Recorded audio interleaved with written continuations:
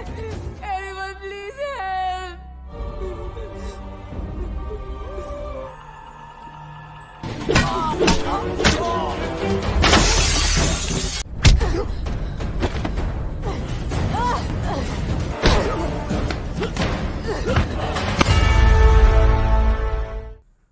Halo Indianers, gimana? Semoga hari ini ada kabar gembira lah, entah itu dari tempat kerja, pasangan, ataupun teman kalian. Meskipun telat bayar hutang cuy ya. Oke baik, kali ini Mimin akan menampilkan sebuah film yang sangat menghibur tentunya. Sebuah film yang dibintangi oleh Taapsee Pannu dan Akshay Kumar dalam laga aksi Naam Shabana. Sebuah film yang menceritakan tentang seorang gadis sedikit psikopat yang dijadikan agensi khusus dalam penangkapan seorang mafia kelas kakap. Dulunya, gadis ini merupakan sosok remaja yang polos, namun karena latar belakang keluarganya yang terbilang broken home, ia tak sengaja membunuh ayahnya sendiri. Kok bisa? Tak cuma itu, gadis ini juga nekat balas dendam ke salah satu ketua gangster yang telah membunuh kekasihnya. Atas aksi pemberaninya, salah satu agensi merekrutnya dan dijadikan pembunuh bayaran. Oke, tanpa banyak kata, seperti apa latar belakang, pendahuluan, isi, dan kesimpulan ceritanya, kita langsung saja cek alurnya. Yuk, let's go. Di awal film, kita diperlihatkan adegan seorang agensi, kita panggil saja Ranveer Singh, sedang mengincar salah satu mafia yang bernama Michael, merupakan buronan Interpol yang sangat lihai. Ketika salah satu intelnya menyergap Michael, mereka malah dibunuh oleh Michael sendiri. Dan misi Ranveer Singh untuk menangkap Michael gagal total.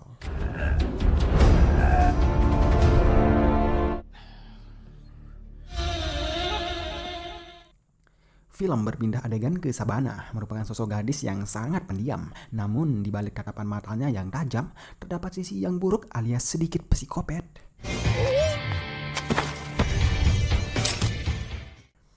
Shabana juga merupakan seorang mahasiswi di salah satu universitas Delhi. Ia seringkali dijemput oleh teman prianya. Kita panggil saja J, sosok pria yang polos dan lugu. J sudah sejak lama menyukai Shabana, namun ia tak pernah berani mengungkapkan perasaannya. Cemen. Tak cuma itu, Shabana juga merupakan salah satu atlet taekwondo yang sering mewakili kampusnya ketika Olimpiade.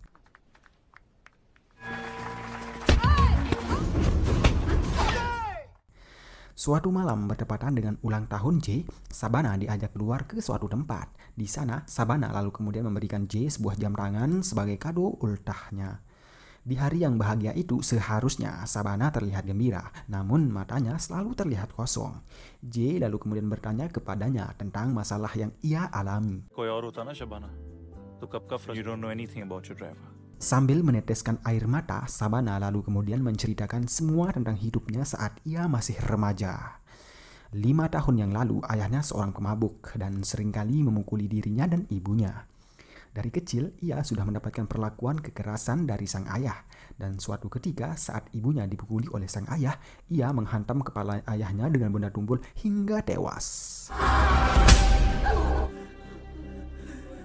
Dari sinilah Shabana mendapatkan tekanan mental dan tumbuh menjadi gadis sedikit psikopat. Tak cuma itu, setelah membunuh ayahnya, ia dimasukkan ke lapas pembinaan alias direhabilitasi. Setelah Shabana menceritakan semuanya, J kemudian mengungkapkan perasaannya ke Shabana bahwa selama ini ia sudah lama menyukai dan J siap menerima dengan apa adanya. Shabana yang punya perasaan yang sama pun menerima J sebagai kekasihnya. Ketika mereka ingin pulang, di pertengahan jalan mereka diganggu oleh sekelompok gangster. Para gangster itu terus menggoda Shabana dan melontarkan kata-kata kasar. Namun J tak menghiraukannya. Shabana lalu kemudian memarahi J karena hanya terdiam ketika mereka dihina. Sampai di tempat yang sepi, mereka sudah dihadang oleh gangster tersebut. Shabana yang tak kenal rasa takut langsung turun dari motor dan menampar salah satu dari mereka. Karena kalah jumlah, Shabana langsung dicekik dan membuatnya tak bisa berkutik. Ketika J ingin membantu Shabana, tiba-tiba dari belakang J dihantam oleh benda tumpul hingga dirinya pingsan bersimbah darah.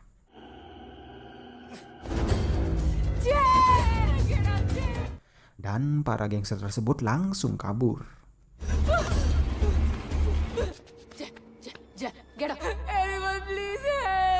Seketika mobil polisi dan ambulans pun datang menjemputnya. Esok harinya di rumah sakit, nyawa J tak bisa terselamatkan alias meninggoy.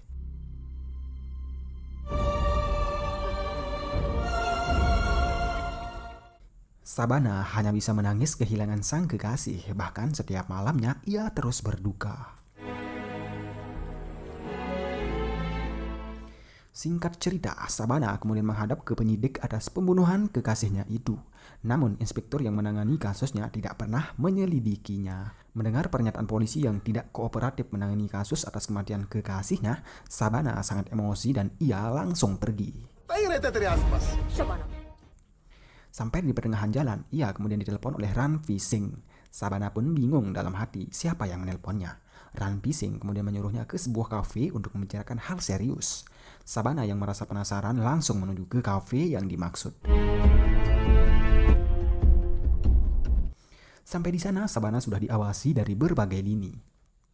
Tak berselang lama, Ranveer Singh kembali menghubunginya dan menceritakan bahwa dirinya adalah salah satu agensi. Sabana pun ditanya soal kasus pembunuhan kekasihnya beberapa hari yang lalu. Dengan tegas, Sabana akan melakukan balas dendam kepada pembunuh yang telah membunuh kekasihnya. I want to kill them. I want to kill those murderers.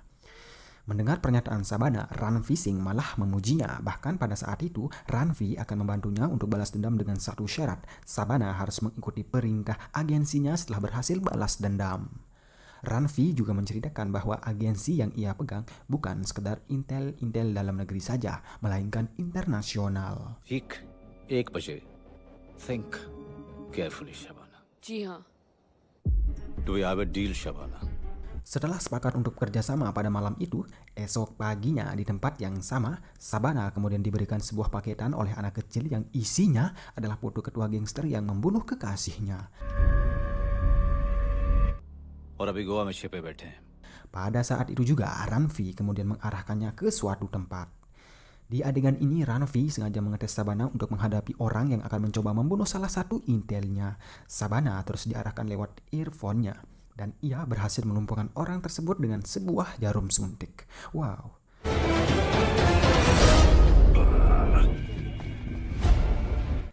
Atas keberhasilannya menyelesaikan misi pertama, Ranveer kemudian memberikannya sebuah uang dan menyuruhnya ke Goa untuk mencari kedua gangster yang telah membunuh kekasihnya. Sampai di sana, ia kemudian dijelaskan situasi, kondisi, dan keseharian gangster tersebut. Namanya adalah Karan. Ia merupakan anak orang kaya raya yang kerjaannya cuma foya-foya dan bersenang-senang. Sabana yang sudah menyimpan dendam kesumatnya langsung menyiapkan persiapan untuk membantai Karan.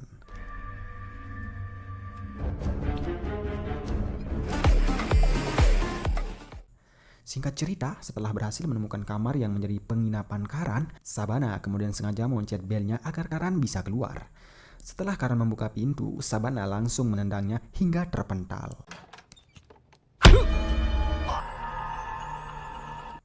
Dengan tatapan mata yang berapi-api dan penuh emosi, Sabana langsung membaku hantam ketua gangster tersebut hingga tewas.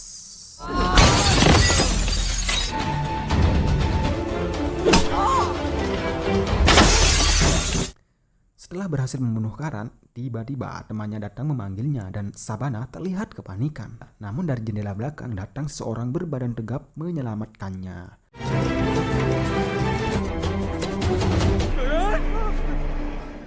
Sampai di luar hotel, pria tersebut tiba-tiba menghilang dan seketika membuat Sabana kebingungan. Siapa yang menolongnya tadi?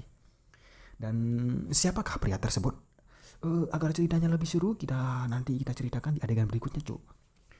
Oke, next, setelah berhasil balas dendam, Sabana kemudian ditelepon oleh Ranveer Singh untuk bertemu. Dan malam itu di sebuah gedung yang sepi, akhirnya Sabana bisa bertemu langsung dengan Ranveer Singh. Di sana, Ranveer Singh kemudian menjelaskan tentang agensi yang ia pegang. Mereka bukan hanya bekerja untuk orang lain saja, tapi mereka juga bekerja demi ketahanan negaranya, mengingat hukum pada saat itu terbilang tidak adil. Oleh sebab itu, mereka mendirikan agensi sendiri demi merasakan keadilan. Jadi sebenarnya di lain sisi guys, film ini juga menyindir para polisi dan penegak hukum India yang tidak kooperatif dan tidak berkompeten dalam tugasnya. Ya biasalah film India, polisi selalu salah dan biasa datang terlambat. Jadi gitu. Lanjut, Ranbir juga menceritakan ternyata bahwa semenjak Shabana dimasukkan ke penjara 5 tahun yang lalu, ia sudah membututinya. Karena agensinya melihat Shabana adalah tipikal perempuan yang sangat pemberani. Jadi itulah sebabnya Ranbir Singh menolongnya demi bisa balas dendam agar ia mau bergabung dengan agensinya.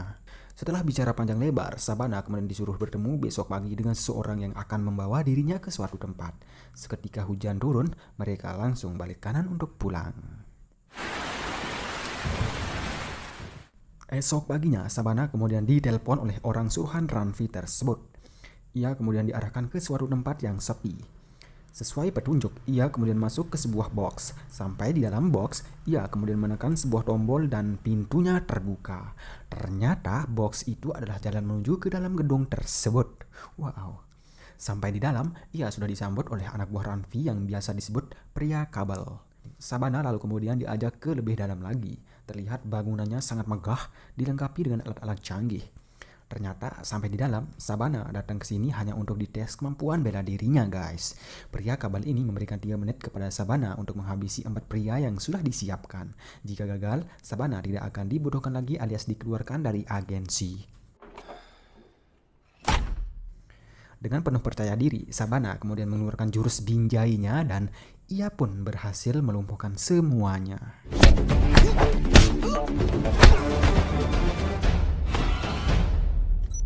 Melihat kemampuan Shabana yang mumpuni, pria kabel tersebut sangat bangga dan mulai saat itu Shabana kini digaji setiap bulan. Dan ia resmi menjadi seorang intel dan dijadikan pembunuh bayaran jika diperlukan. Serta demi keamanan, pria kabel tersebut memberikan tempat khusus untuk Shabana. Setelah resmi bergabung dalam agensi tersebut, Shabana terus dilatih agar skillnya semakin mahir. Di sana, ia diajarkan cara menembak jitu, jurus binjai dari Sumatera Utara, dan berbagai ilmu bela diri lainnya.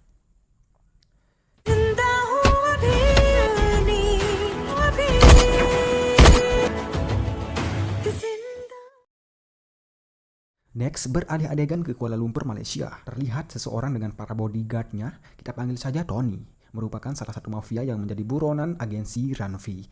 Dan dari kejauhan, tampak seseorang sedang mengawasi, kita panggil saja Pak Raffi, merupakan orang yang ditugaskan khusus oleh Ranbir untuk menangkap Tony. Setelah mendapatkan informasi, Raffi segera berlari mengikuti kemana arah Tony akan pergi. ये मलेशिया कब पहुंचा? Di dalam mobil bersama timnya, Raffi kemudian menjelaskan siapa Tony ini. Sebenarnya, inceran mereka adalah Michael, seorang mafia perdagangan senjata internasional.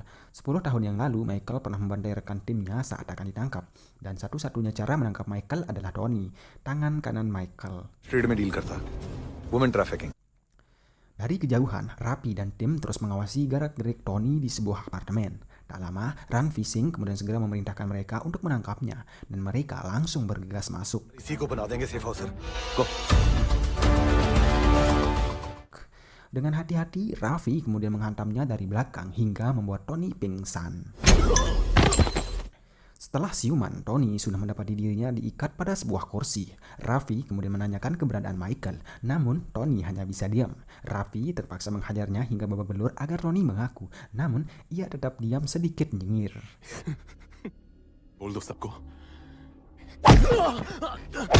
Raffi yang sudah emosi langsung menodongkan pistol di kepala Tony, dan akhirnya Tony pun buka mulut. Ia pun membeberkan Michael yang ia cari selama ini sudah merubah wajahnya. Dan satu-satunya cara untuk mendapatkan informasi keberadaan Michael dan foto wajah Michael yang sekarang adalah dari seorang dokter di Berlin, Jerman. पता भी है आजकल उनके पास जाके अपना हुलिया चेंज किया। Setelah mendapatkan informasi dari Tony, Raffi kemudian dihubungi oleh Ranbir Singh. Raffi kemudian menjelaskan informasi yang didapat dari Tony ke Ranbir Singh. Dan Ranbir Singh langsung menghubungi kedutaan Jerman untuk dicarikan dokter yang dimaksud. Sementara Tony yang merasa kesakitan meminta izin agar diberikan waktu ke toilet. Salah satu rekan Raffi kemudian menemaninya.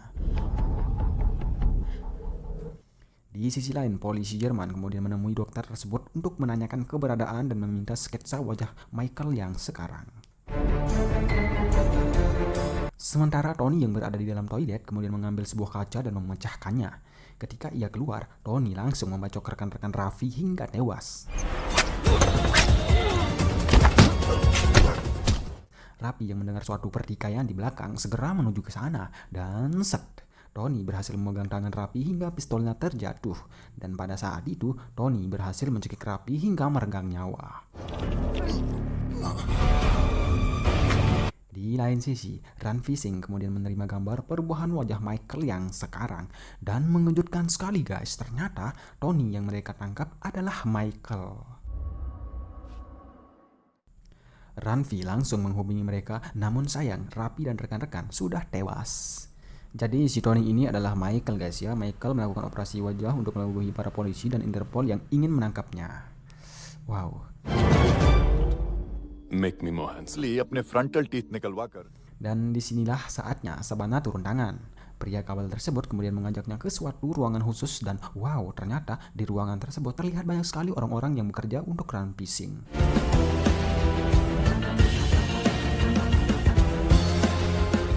Sampai di ruangan khusus Ranvi, Shabana diperlihatkan wajah Tony alias Michael yang akan menjadi target. Di sana, Shabana juga dijelaskan bagaimana ia akan menemukan keberadaan Michael. Sebelum Rapi terbunuh waktu lalu, mereka sudah mengambil sidik kuku Tony dan melalui kuku tersebut, mereka bisa melacak keberadaan Tony alias Michael. as possible. Thank you, sir. Detik itu juga, Shabana langsung dikirim ke Kuala Lumpur, Malaysia untuk menyelesaikan misi membunuh Michael. वो ऑलरेडी वहां पहुंच Film berpindah adegan ke Akshay Kumar guys, merupakan salah satu intel andalan dari Ranvi Singh. Dan dialah yang menolong Shabana waktu lalu saat terjebak ketika balas dendam atas kematian kekasihnya. Akshay Kumar juga akan membantu Shabana dalam misi ini guys, alias menjadi partnernya gitu. Thank you. Malam itu juga mereka langsung menuju ke sebuah pabrik milik Michael yang dipegang oleh kepercayaannya alias tangan kanan Michael yang bernama Malik. Dengan persiapan yang matang, mereka berhasil menyusup masuk dan membuat semua penjaga terkapar. Setelah berhasil melumpuhkan semua penjaga tersebut, Akshay Kumar langsung menuju ke ruangan Malik dan ia langsung menodongnya. कुछ तो करने जब तक एकदम जरूरी ना हो तब. Jadi Malik ini merupakan tangan kanan dari Michael guys, dan dialah yang tahu keberadaan Michael yang sekarang. Next, Akshay Kumar kemudian menyuruh Shabana keluar sebentar. Ia sendiri akan melawan Malik. Agar pertarungannya seimbang, Akshay Kumar kemudian meledakkan senjatanya dan ia langsung membuka bajunya. Dan aksi perbinjaian pun berlangsung sengit. Salam dari Binjai, anjay.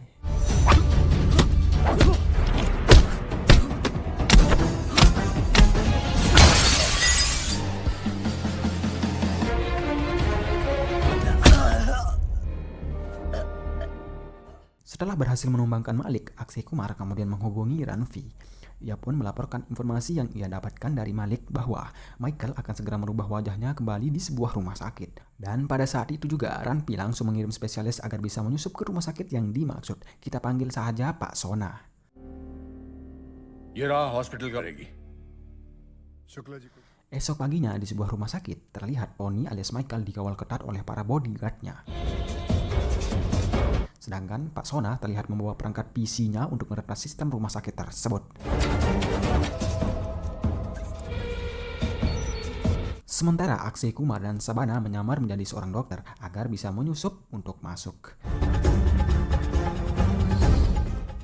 Dan Tony sudah terlihat siap-siap menuju ke ruang operasi dengan kawalan yang sangat ketat.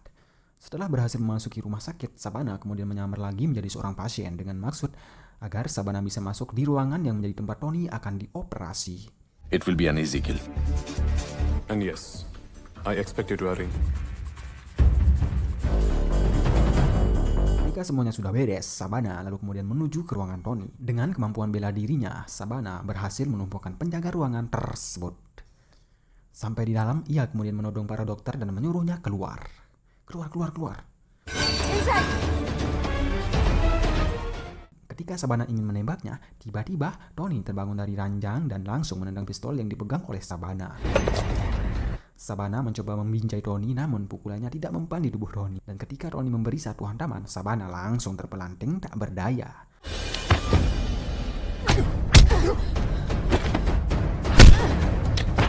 Untung saja saat Tony ingin menikamnya, Shabana langsung menempelkan alat genjot jantung di dada Tony hingga pingsan.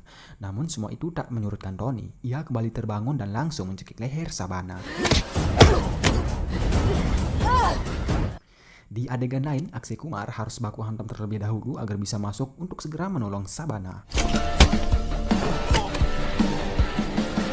Sementara Shabana terus berjibaku melepas cekikan kuat dari tangan Tony. Shabana yang punya skill ilmu taekwondo berhasil menendang kepala Tony hingga cekikannya terlepas. Dan Shabana langsung menembak Tony hingga tewas. Pada saat itu juga Akshay Kumar langsung melarikan Shabana dari TKP agar jejak mereka tidak diketahui oleh para polisi. Dan cerita pun habis tamat.